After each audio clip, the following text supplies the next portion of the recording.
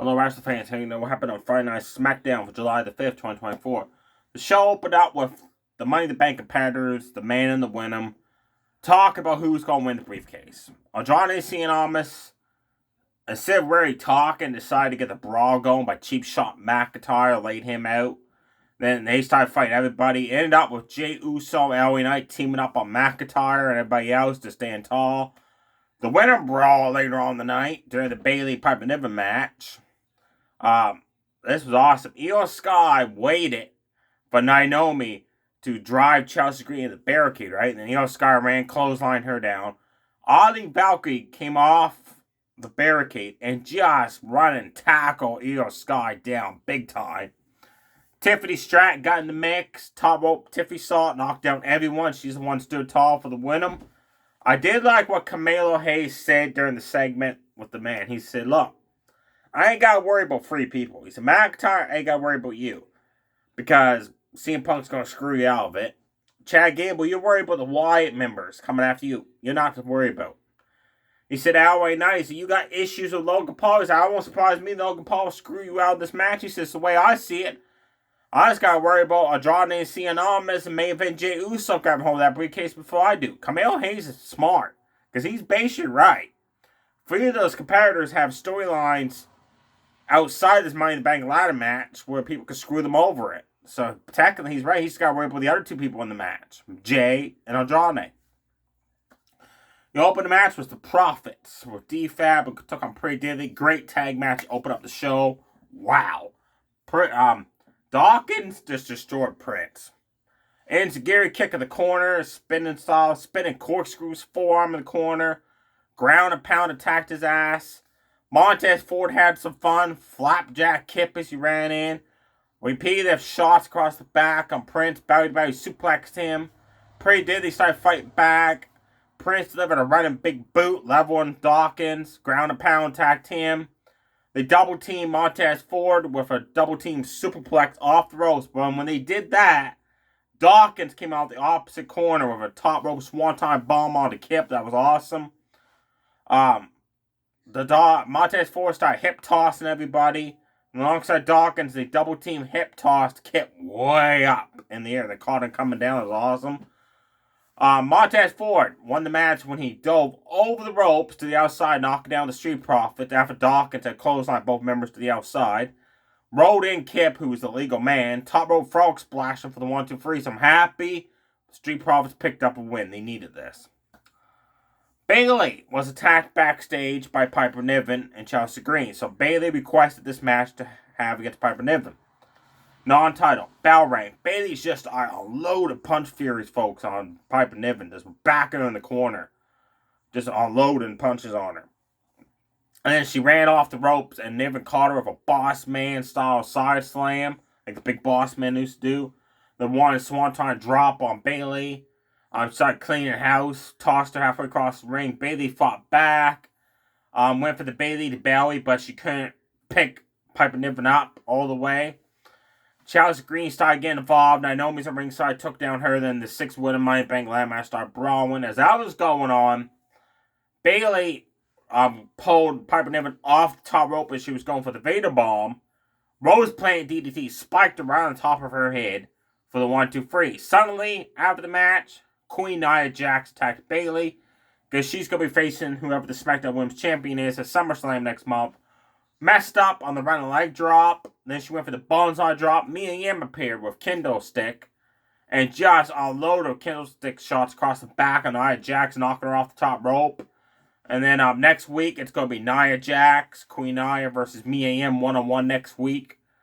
Looks like Mia Yim's just trying to do whatever she can to get matches on SmackDown and NXT to try to get some wins.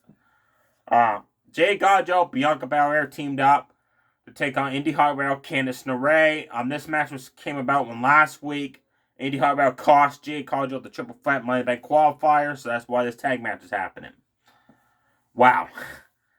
Bianca and Jade Gajo picked up Candice LeRae, threw up in the air, slammed on the way down. Jade Gajo tossed Indy Hartwell way up in the air, super kicked her on the way down. Bianca did that stupid thing she does when she 10 punches somebody in the corner. She's got to stop doing that. Because she doesn't hit the person. She hits the turnbuckle pad. Every camera angle, the cameraman zooms in on that position, and it looks bad every time. She's got to stop doing that. She flipped over, spanked her ass. Indy Hartwell ran. She spine busted her. Clothesline, Candice LeRae down. Stallings suplexed her down. Candice, Indy Hartwell finally got the momentum going when they double-teamed Jade Garjo with a double-team clothesline. Then Candice hit the running swanton drop across the back, and then Indy picked her up and slammed her on top of Jade Garjo. Then Jade and Indy Hartwell at one point bicycle kicked each other, knocked down both of them. And then they both made the tags to the partners. Bianca Belair, KOD driver, Indy Hartwell. At the same time, Jade Garjo did that master lock into a front face slam on Candice LeRae for the 1-2-3. After the match, the women posed, celebrated, and announced that they're coming after the tag team championships that's currently held by Alba Fire. The Dawn. Your main event on SmackDown was for the tag team championships. Finally, after WrestleMania in April, that's 90 days ago, Austin Theory and Grayson Waller finally defended the tag team championships for the very first time against the rivals for a month now, DIY, Gargano, and Tommaso Ciampa. Amazing match. You guys, if you've not seen this match, check it out. It was action-packed, high-flying action for the get-go. They really just tore into each other. And I love the DIY's entrance as they were talking, hit into the ring. The bell rang, and Grayson Waller sucker punched Gargano with a wicked forearm. That pissed off Ciampa. He came in, just tackled Grayson Waller and just beat the shit out of him. At one point during the match, DIY delivered the stereo enziguri kicks on Theory and Grayson Waller in the corners. They double-teamed move. It was pretty cool how they did it. I can't really explain what it was like, but it was pretty cool what they did. Austin Theory there. Theory and Grayson Waller fought back. Gargano went for the slingshot assault spear during the match, and Grayson Waller caught him with a running knee to the face as Gargano was going for the slingshot spear on Austin Theory. Austin Theory at one point in the match drove Gargano into the announce table, like Irish whipped him. And Gargano's face hit that announce table and just smacked right off of it. Bounced back, that was awesome. Gargano jumped off the ring apron at one point and hurricanrana power driver to Grayson Waller on the outside. Then he started celebrating. Turned around, Austin Theory smoked his ass with a massive clothesline on the outside. Then DIY at one point during the match did the stereo dives over the ropes, knocking down the champions. Ciampa had the match won. He was pinning Grayson Waller when Austin Theory did that barrel roll into the ring and drop kicked Ciampa right in the face as he was pinning Waller. That was awesome. Grayson Waller hit the flip over on Prettier on Tommaso Ciampa. Almost retained the titles there, but Gargano made the save. At one point, Grayson Waller went for a running elbow drop, on Tommaso Ciampa. Ciampa moved out of the way. So then Austin Theory A-Town down on Johnny Gargano. The Grayson Waller bounced off the ropes for that top rope elbow drop, connected with Gargano. Accidentally, Gargano moved out of the way, and Austin Theory got drilled with a forearm smash for Grayson Waller. Grayson Waller was like, oh shit, what just happened? Turn around, shatter machine from DIY. I thought for sure they had the belts won there, but Austin Theory pulled Gargano to the outside to make the save. Gargano had the STF submission locked in on Grayson Waller. Austin Theory did that barrel roll in the ring to drop kick him to break it up, but Tommaso Ciampa caught him. STF submission of his own. DIY, your new tag team champions to end SmackDown with the championship belts.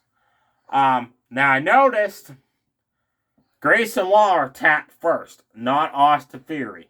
So if they're going to go with the whole Austin Theory, Grayson Waller splitting up as a tag team, Grayson Waller could say, hey, I didn't tap for ice. He could say, hey, Austin Theory, I'm sorry, I messed up. Austin Theory could say, hey, I didn't tap first. You did, right? To build the feud going up there. Next week on SmackDown, we got Queen Nia Jax versus Mia Yim. And we also have, there's another match happening. Apollo Crews and Baron Corbin versus Alberto Carrillo, Angel Garza of the Hill LWO. A main event. We had Akira Tozawa took on Pete Dunne. Great match on main event. Wow, what a match. Tozawa hit a hurricanrana snapped off a Shining Wizard, followed up by a slingshot drop kick, knocking Pete Dunne down. Taking it right to Pete Dunne. Hunter snapped Hurricane into the ropes. Pete Dunne fought back, bit the fingers, stomps on the arm, snap mirrored the arm down, snap mirrored it back. Just worked on the arm. Tozawa fought back, did the whole Hulk Hogan ripped the shirt apart. Knocked down Pete Dunne with a drop kick. Went for the top rope, swanton drop. Pete Dunne got the knees up across the back. Bit her in. Your winner, Pete Dunne. The other match was the Creed Brothers versus LWO faces Dragon Lee and Joaquin Wild. Del Toro, we find out where he's been. They announced he's out with an injury. Get well soon, Del Toro. This match I didn't care much about because it was over as soon as basically within 4 minutes. LWO started the match doing high-flying moves off the ropes until Brutus kneed Dragon Lee as he was coming off the ropes across the back. Then Brutus knocked down Joaquin Wild, tossed him way up in the air, slammed him on the way down. Then LWO started doing double-team high-flying moves on the Creed Brothers. Julius Creed did do something awesome. He suplexed Dragon Lee, right? Then flipped over, picked him up, suplexed him.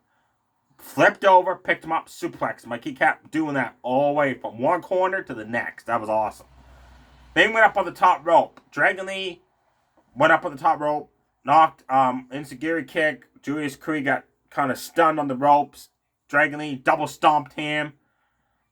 Then dove through the ropes, knocked down Brutus on the outside. Brutus thinking Dragon Lee still illegal. Man, I'm going to take care of you outside the ring. Not knowing Joaquin Wild had tagged in. Phoenix Splash on the down Julius Creed to pick up the win. And then LWO quickly took off up the ramp celebrating as Brutus realized, what the hell? What happened, right? I wish the Creed Brothers would have won that match. They needed to win a lot more than the LWO did. There you have it, folks. Money in the Bank's happening tomorrow night. Can't wait. Every Money in the Bank pay-per-view to this date, a ladder match starts off the show. And 9 times out of 10, the winner match starts the show. But what if they throw a curveball now Triple H is in charge and there's no ladder match starting the show? What if the show starts with Cody Rhodes, Randy Orton, Kevin Owens against the Bloodline in a 6-man tag? Think about that as the opening match instead of a ladder match. They have it, folks. Stay safe, everybody. Too so. Bye.